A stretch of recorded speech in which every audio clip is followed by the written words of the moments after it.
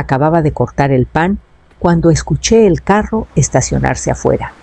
Siempre los jueves a la misma hora, aunque invariablemente llegaban 10 minutos tarde. Miré el reloj del horno, me limpié las manos en el trapo de cocina y acomodé los platos en el aparador. Pollo asado, calabacitas al vapor y una olla de arroz largo. Nada de lujos, solo comida caliente que llenara el estómago y el alma. La puerta se abrió sin tocar como siempre. Los tacones de Marisol resonaron en el piso mientras Tadeo entraba detrás todavía pegado al celular. «Huele riquísimo, mamá», dijo sin levantar la vista. Marisol me dio un abrazo rápido, apenas un roce en el hombro. Sonreí de todos modos. «Lávense las manos», les dije con suavidad. «La comida está lista en 5». Hablaron mientras yo terminaba de moverme por la cocina del tráfico del chisme del trabajo de Marisol, del perro del vecino que no paraba de ladrar. Charla de relleno, de esas que ocupan el tiempo sin pedir nada a cambio. Puse la mesa mientras ellos se acomodaban. Doblé las servilletas que había planchado el día anterior. Alineé los tenedores, aunque sabía que a nadie le importaba. Justo cuando ponía la jarra de agua, Tadeo carraspeó. «Oye, Marisol y yo estuvimos platicando», dijo mientras se servía arroz. «A partir del otro mes te vamos a depositar todo directo a mi cuenta. Ya no tienes que estar batallando con eso». Lo miré, no estaba segura de haber escuchado bien. «Para que no te estreses», agregó Marisol. «Ya hiciste bastante, así es más fácil para todos». Tadeo asintió. «Total, ya no gastas casi nada». El cuchillo se quedó suspendido sobre el pollo. Sentí su peso frío sólido. No supe qué se congeló primero, la mano, la garganta o el corazón. Pero no dije nada. Corté la pechuga con limpieza, puse un pedazo en el plato de Tadeo y luego en el de Marisol. Sonreí y dije, la cena está lista. El jueves siguiente desconecté la tele. Una vez que empecé a fijarme, ya no pude dejar de hacerlo. Sus visitas tenían un ritmo tan marcado que parecía ensayado. Llegaban tarde, siempre con hambre, siempre hablando al mismo tiempo, como si el espacio solo existiera para recibir sus voces. Se sentaban, comían, llenaban el aire de quejas, planes y anécdotas en las que yo aparecía solo como mueble de fondo. Yo rellenaba los vasos, les pasaba la sal, escuchaba. Nunca me preguntaban cómo había estado mi semana. Ni una sola vez. Se fijaron en mis manos todavía ásperas de tantos años de trabajo, ni notaron el nuevo dolor en el hombro que me quitaba el sueño. Si yo mencionaba algo chiquito, que el carro hacía un ruido raro, que la farmacia había subido otra vez, los precios pasaba de largo, como si no hubiera salido de mi boca. Cuando terminaban, Tadeo se recargaba satisfecho. Marisol revisaba el celular. Los platos se quedaban donde estaban. El fregadero esperaba. Siempre se iban apurados. «Semana pesada», decía Tadeo. «O tengo junta muy temprano». La puerta se cerraba y la casa quedaba en un silencio más pesado que antes de que llegaran. Lavaba los trastes sola, viendo cómo el agua se ponía turbia, preguntándome desde cuándo había dejado de ser parte de la conversación en mi propia casa. Me decía que era normal, que los hijos grandes andan ocupados, que el agradecimiento no siempre viene en forma de gracias, pero la verdad, se iba abriendo paso, callada y terca. Ya no me veían como persona. Era una rutina, una comodidad, un lugar donde comer. El jueves siguiente volvieron. Misma entrada, misma plática, mismas manos vacías. Cuando Tadeo fue por el control después de cenar, sus dedos tocaron plástico y se detuvieron. ¿Qué onda? ¿Se descompuso la tele? Levanté la vista del fregadero. ¿La desconecté? Preguntó Marisol. «¿Por qué no la estaba usando?», dije, y seguí lavando platos. Nadie insistió. A nadie le importó. Terminaron sus aguas frescas, agarraron sus chamarras y se fueron sin notar que algo en la casa y en mí ya había comenzado a cambiar porque el silencio que quedó después ya no se sentía como falta, sino como espacio. Tadeo llegó un lunes en vez de jueves. Eso solo ya me puso en alerta. Se paró en la entrada con una carpeta delgada todavía, con la chamarra puesta, como si no pensara quedarse mucho. ¿Tienes un ratito?, preguntó. Me hice a un lado y los dejé pasar. Marisol entró detrás, ya recorriendo la sala con la mirada. Se detuvo un segundo en la pared vacía donde antes estaba la tele. No dijo nada, solo miró. Se sentaron a la mesa. Tadeo empujó la carpeta hacia mí y la abrió con dedos cuidadosos. No es nada complicado, dijo. Solo unos papeles para que todo fluya más fácil. Miré. Formatos, autorizaciones, mi nombre bien escrito arriba. A veces se te olvida algo. Mamá agregó sin mirarme a los ojos. No es seguro que manejes tantos números sola. Así no se te pasa nada. Algo se apretó en mi pecho. No era enojo. Todavía no. Era algo más frío. Marisol se acercó, apoyó los codos en la mesa. Tú criaste a un hombre responsable, dijo con voz suave, casi cariñosa. Déjalo que te cuide ahora. Pasé las hojas despacio. Cada una le daba más acceso, más control. Había un bolígrafo sujetado a la carpeta puesto ahí con toda la intención. Quiero un tiempo, dije. Tadeo frunció el ceño. ¿Tiempo para qué? Para leer, para pensar. Resopló. Mamá, esto es lo normal, todo el mundo lo hace. Aún así, dije. Quiero unos días. La molestia le cruzó la cara un segundo antes de que la disimulara. La sonrisa de Marisol se hizo más delgada, pero asintió. Claro, dijo. Tómate tu tiempo. Se fueron poco después, dejando la carpeta como si ya estuviera decidido. La llevé al cuarto y la puse sobre el tocador, todavía cerrada de pronto, más pesada que un montón de hojas. Esa noche no dormí. Me quedé escuchando cómo crujía la casa cada ruido más fuerte de lo normal. Pasada la medianoche, me levanté y caminé hasta el buró bajo junto a la ventana. El cajón de abajo se resistió antes de abrirse. Ahí estaba la cajita de metal que no tocaba desde hacía años. La puse en la cama, di vuelta a la llave y levanté la tapa sabiendo ya que lo que encontrara ahí iba a cambiar todo lo que viniera después. La cajita de metal guardaba más de lo que recordaba. Declaraciones de impuestos viejas, una copia de la escritura, de la casa 2 cartas del banco, con mi nombre mal escrito, y un cuaderno gastado lleno de números anotados a mano de cuando todo había que llevarlo en papel. Saqué el cuaderno, lo dejé a un lado y prendí la lámpara chiquita del escritorio. Luego agarré la laptop. La página del banco tardó en cargar. Metí mis datos con las manos firmes. Hacía rato que no revisaba. Pagaba mis cuentas a tiempo, vivía sencillo y no gastaba más de lo necesario. Nunca había tenido motivo para preocuparme, hasta ahora. Repasé los movimientos. Mis dedos se detuvieron en una línea a la mitad. 32,000 pesos. Transferidos. Al ladito decía, emergencia familiar. Me quedé mirando, dejando que las palabras calaran hondo. Yo no había hecho esa transferencia, no había autorizado nada por el estilo. La fecha coincidía con la semana que Tadeo y Marisol se fueron a Cancún. Me acordaba perfecto porque ese jueves no vinieron a cenar. Solo me mandaron una foto de la playa y ya. Seguí buscando y encontré algo peor. Había una cuenta nueva, creada con mi perfil acceso compartido, abierta hacía 2 meses. Yo no sabía nada. El corazón me latía más fuerte. Abrí otra pestaña y entré al buró de crédito. Ahí estaba. Una solicitud de tarjeta de crédito hecha a mi nombre la semana pasada. Me recargué en la silla, dejando que el peso se asentara. Esto no era un error. No se trataba de ayudarme, ni de hacerlo más fácil. Era un plan. Un plan callado, cuidadoso, que había empezado mucho antes de que esa carpeta aterrizara en mi mesa. Agarré la impresora, puse papel y empecé a imprimir todo estados de cuenta, capturas de pantalla, detalles de las cuentas.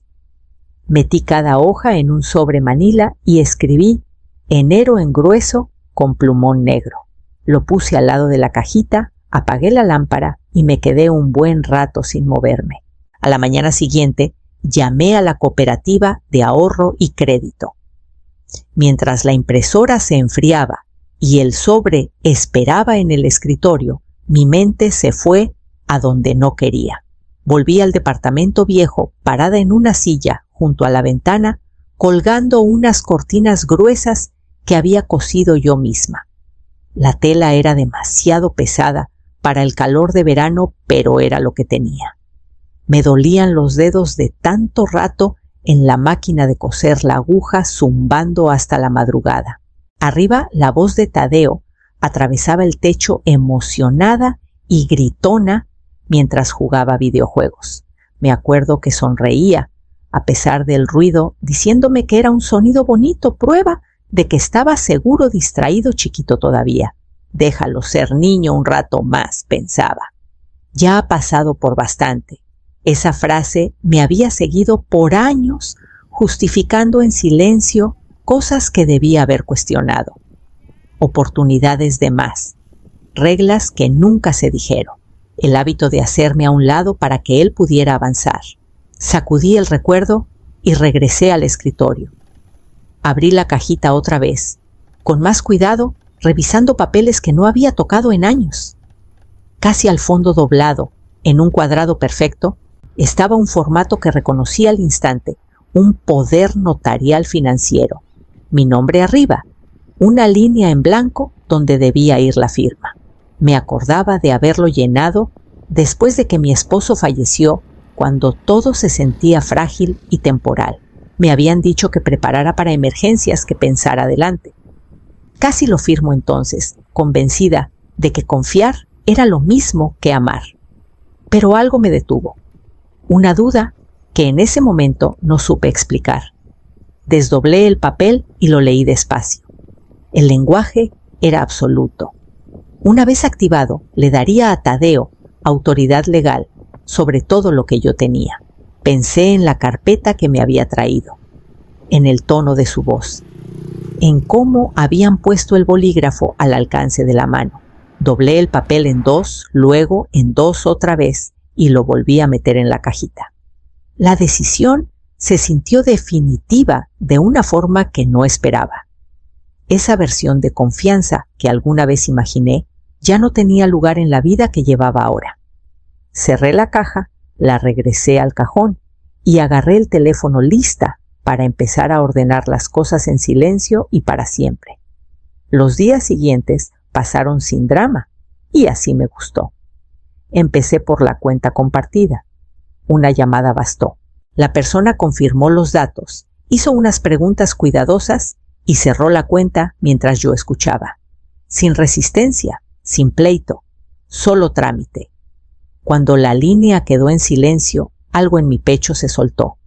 De ahí puse alertas nuevas en todas las cuentas que todavía controlaba. Depósitos, retiros, cualquier cambio, por chiquito que fuera. Elegí las notificaciones que llegan al instante, no horas después. Quería saber en tiempo real qué pasaba con mi dinero, como antes sabía hasta el último peso de mi chequera. Luego vino el fideicomiso. Fui a una sucursal distinta, una a la que Tadeo nunca me había acompañado. La oficina era pequeña, la alfombra gastada, el gerente eficiente, sin ser demasiado amable. Moví mis fondos principales a una cuenta en fideicomiso y puse a mi sobrina Citlali como beneficiaria. Ella vive lejos en Mérida, trabaja muchas horas y nunca me ha pedido nada. Cuando firmé los papeles, sentí una firmeza que llevaba años sin tener. Esa tarde llamé al abogado que vi en un volante pegado en el tablero del súper, local, discreto, sin promesas de milagros. Me escuchó mientras le contaba la situación. Preguntó solo lo necesario y me explicó paso a paso qué hacer. Revisamos mis documentos de sucesión, los actualizamos, quitamos suposiciones que había hecho cuando creía que ciertas relaciones eran para siempre. Nada del proceso se sintió apresurado. Nada se sintió emocional. Todo fueron líneas limpias y decisiones claras. Para el final de la semana, cada cabo suelto estaba amarrado. Contraseñas cambiadas, accesos revocados, registros copiados y archivados. La casa se veía igual, pero yo no. Caminaba por las habitaciones con una nueva conciencia, como si hubiera recuperado algo invisible, pero esencial. No llamé a Tadeo. No lo avisé. No hacía falta. El plan no era de pleito. Era de protección. Cuando llegó otro jueves, puse la mesa como siempre, sabiendo que esta vez la tarde iba a salir muy diferente. El jueves llegó como siempre, puntual en su impuntualidad. Cociné lo de siempre, nada especial, pero suficiente para llenar el estómago. Puse 2 platos, serví 2 vasos de agua de Jamaica y esperé. Pero esta vez la habitación ya no era la misma. La mesa grande ya no estaba. Tampoco el aparador. Solo quedaba una mesa plegable, que saqué del garage, y 2 sillas de plástico, de las que uso cuando viene el plomero. Sin mantel, sin velas, sin adornos. Las paredes estaban desnudas. 2 noches antes había bajado los cuadros enmarcados y los había guardado en cajas sellándolas con cinta sin hacer ruido. No quería sentir nostalgia, quería espacio. La puerta se abrió sin tocar. La voz de Tadeo llegó antes que él por el pasillo. Huele a lo de siempre, dijo, y luego entró y se detuvo en seco. Marisol entró detrás, los tacones resonaron 2 veces antes de que también se parara recorriendo con la mirada la sala despojada. ¿Qué pasó aquí?, preguntó Tadeo. Me limpié las manos en el trapo y me di vuelta hacia ellos. Empecé a simplificar, dije. Demasiado desorden, ya era hora. Ninguno dijo nada. Sus ojos fueron de la mesa plegable a mí y de nuevo a la mesa. Preparé cena, agregué. Pero antes de sentarnos, hay algo que quiero que revisen. Tomé el sobre del mostrador y se lo di a Tadeo. Lo abrió despacio sin bajar la vista. Adentro había 2 documentos. El primero, una revocación formal de todas las autorizaciones financieras pendientes, incluidas las que no estaban firmadas. El segundo, un aviso escrito a máquina que detallaba las irregularidades encontradas en mis cuentas, las transferencias no autorizadas y la solicitud de tarjeta de crédito. Decía que todo había sido reportado con fechas, sellos y copias enviadas a las autoridades correspondientes. La cara de Tadeo no cambió al principio. Marisol miró por encima de su hombro y luego dio un paso atrás. ¿Qué es esto?, preguntó él. Pruebas, respondí. El silencio cayó pesado, de esos que hacen que cada tintineo de vaso o movimiento suene más fuerte de lo normal. Me di vuelta a la cocina, levanté la olla del fuego y la puse en la mesa como cualquier otro jueves. Están invitados a comer, dije. No los miré a la cara cuando me senté. Tadeo leyó los papeles una vez, luego otra más rápido. La mandíbula se le apretó. Las manos le temblaron lo suficiente para que yo lo notara. ¿Nos estás castigando por querer ayudarte?, espetó dejando caer el sobre la mesa con golpe. ¿Eso es? Lo miré tranquila. Tomaron lo que no se les dio. Ahí se le acabó la paciencia. Empujó la silla hacia atrás tan fuerte que raspó el piso y se puso de pie, caminando de un lado a otro por la sala, que ya no tenía nada que le resultara familiar. Después de todo lo que hemos hecho, dijo, después de todas las veces que vinimos, que te checamos, que nos aseguramos de que estuvieras bien, ¿así nos pagas? No lo interrumpí, no lo corregí. Dejé que las palabras se agotaran solas. Marisol no había dicho ni una palabra. Se quedó cerca de la puerta, brazos cruzados, mirando al piso. Cuando Tadeo se volteó hacia ella, buscando apoyo, ella no levantó la vista. Ese silencio dijo más que cualquier confesión. Tú sabías, dije en voz baja. Levantó la cabeza apenas lo suficiente para confirmar y volvió a bajarla. Tadeo se giró hacia mí de golpe. «Estás actuando como si te hubiéramos robado». «Lo hicieron», respondí. Mi voz no subió. No hacía falta. Por un momento pensé que diría algo más, que se disculparía, que explicaría. Pero en vez de eso, su cara se endureció en algo que apenas reconocí. «Te vas a arrepentir», dijo, «cuando estés sola, cuando te des cuenta de que alejaste a la única familia que tenías». Me levanté y recogí los platos despacio con calma. Las manos no me temblaban. No sentí ganas de defenderme. Se fueron sin tocar la comida. Los seguí hasta la puerta y los vi cruzar el patio. Empezaba a caer una lluvia ligera, de esas que refrescan el calor del día sin empapar. Tadeo abrió la puerta del carro con demasiada fuerza. Marisol se subió sin decir nada. El motor arrancó, dio reversa y desaparecieron. Me quedé ahí mucho rato, después de que el ruido se perdió, escuchando cómo la lluvia se acomodaba en el silencio, sabiendo que algo había terminado y que algo más, mucho más callado acababa de empezar. Los días que siguieron no pasaron volando. Se movían despacio a un ritmo que no había notado que existía hasta que el ruido se fue. El sábado por la mañana trasplanté el helecho que está junto a la ventana. Las raíces ya estaban apretadas contra el plástico, pidiendo más espacio. Aflojé la tierra con los dedos con cuidado de no romper nada frágil y lo puse en una maceta más grande que tenía guardada en el garage. Las hojas se levantaron un poquito como aliviadas. Por la tarde, apreté la bisagra floja del gabinete debajo del fregadero. Llevaba meses colgando. 5 minutos y un desarmador bastaron. Citlali vino el domingo. Trajo una bolsita de papel con unos muffins que había horneado ella misma todavía tibios para untarles mantequilla. Nos sentamos en la mesa plegable y platicamos de cosas normales, su camino al trabajo, el perro nuevo del vecino. Conversación sin poses, sin explicaciones. No preguntó por Tadeo. Yo no ofrecí nada. Cuando se fue, noté que la casa sonaba distinto. El silencio ya no cortaba, ya no hacía eco. Se asentaba. Caminaba por las habitaciones sin prepararme para interrupciones, sin anticipar el hambre o el humor de nadie más. El espacio se sentía habitado, pero no abarrotado. A mitad de semana me llamó el abogado, voz pareja profesional. Confirmó que todas las cuentas correspondientes estaban congeladas y marcadas. Las irregularidades estaban documentadas. Cualquier acceso ligado al nombre de Tadeo había sido revocado por completo. Ahora nada se puede mover sin su aprobación directa, dijo. Le agradecí y colgué dejando el teléfono en su lugar.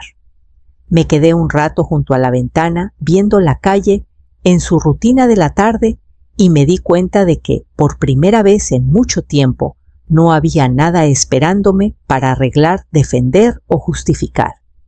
Esa calma me acompañó hasta la mañana siguiente, cuando desperté sabiendo que lo más difícil ya quedaba atrás. Me senté junto a la ventana con un té natural entre las manos. El vapor subía y se perdía antes de llegar a mi cara.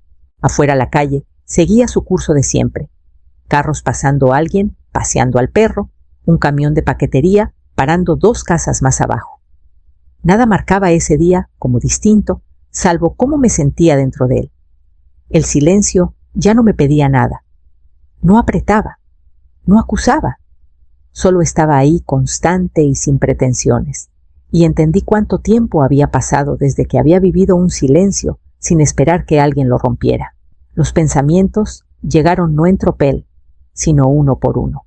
Pensé en lo fácil que la autoridad se había colado en la voz de mi hijo, en lo natural que le sonaba hablar como si mi vida fuera un conjunto de cuentas que organizar, reducir, controlar.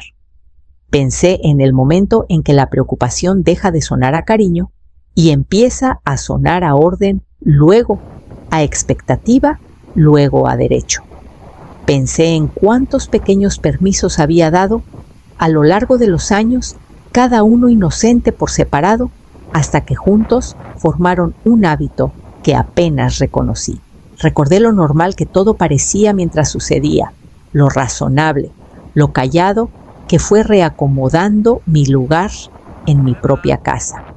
No busqué respuestas, ya había buscado bastante.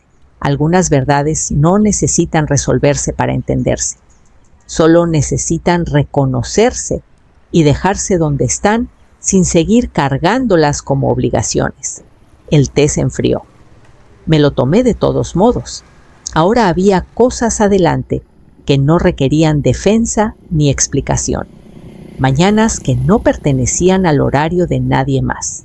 Tardes que terminaban cuando yo decidía apagar la luz. Decisiones que no necesitaban consenso ni aprobación. Me levanté de la silla, enjuagué la taza y la guardé en el gabinete que había arreglado días antes, sabiendo que las preguntas se quedarían justo donde las dejé y que por primera vez ya no definían lo que venía después.